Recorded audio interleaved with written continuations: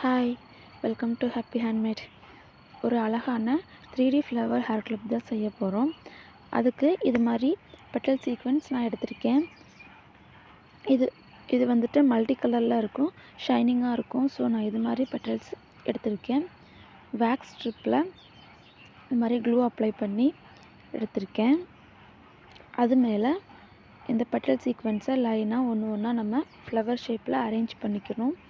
நான் வந்துட்டு ஒரு 5 பெட்டல்ஸ் இருக்கிற மாதிரி நான் அரேஞ்ச் பண்ணியிருக்கேன். நீங்கள் இதை விட பெருசாக வேணும்னாலும் நீங்கள் அரேஞ்ச் பண்ணிக்கலாம். இது ஃபஸ்ட் லேயர்.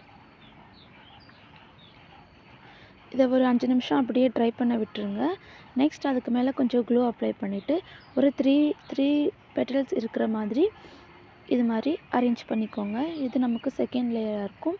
ஃபஸ்ட் லேயர் ஒரு கலர்லேயும் செகண்ட் லேயர் ஒரு கலர்லேயும் நீங்கள் அரேஞ்ச் பண்ணிக்கோங்க. நெக்ஸ்ட் ஒரு பெட்டலை தனியாக எடுத்துட்டு அதோட டாப் போர்ஷனில் ஃபுல்லாக க்ளூ அப்ளை பண்ணிவிட்டு இன்னொரு பெட்டலை எடுத்து அது மேலே போட்டு க்ளோஸ் பண்ணிடுங்க. கொஞ்சம் கேப் வர்ற மாதிரி போட்டு க்ளோஸ் பண்ணிக்கோங்க.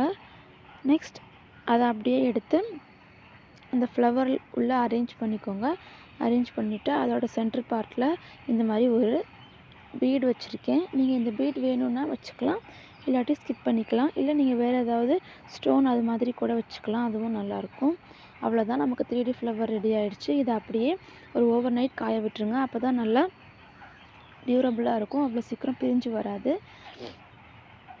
இதை நான் காய வச்சுட்டு கட் பண்ணி எடுத்துக்கிறேன். வேக் ஷீட்லேருந்து கீழே உள்ள எல்லாத்தையும் கட் பண்ணி எடுத்துக்கிறேன். நெக்ஸ்ட் ஒரு ரவுண்ட் ஷேப்பில் வேக் ஷீட்டை கட் பண்ணி எடுத்திருக்கேன்.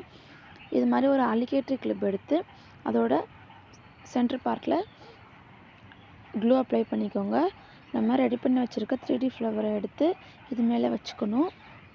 ஒரு 10 மினிட்ஸ் இதை அப்படியே ட்ரை பண்ணி விட்டுருங்க.